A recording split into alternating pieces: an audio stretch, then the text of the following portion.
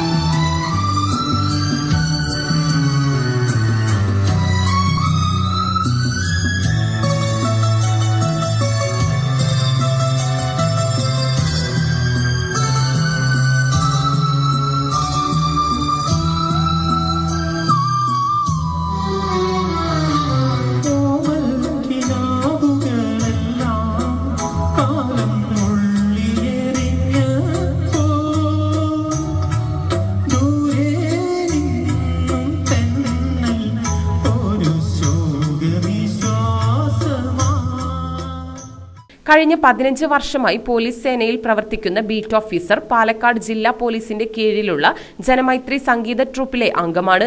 4 വർഷമായി ബീറ്റ് ഓഫീസറായി ജോലി ചെയ്യുന്ന ഇദ്ദേഹം ലഹരിവിരുദ്ധ ബോധവൽക്കരണം, വയോജനങ്ങൾക്കുള്ള സാന്ത്വന പരിപാടികളിലും സജീവമാണ്.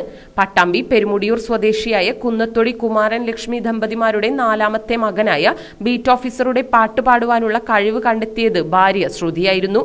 സഹോദരിയുടെ മകന്റെ വിവാഹാഘോഷത്തിനാണ് ആദ്യമായി പാട്ടുപാടിയത്. കാർത്തിക്, കിരൺ എന്നിവർ മക്കളാണ്.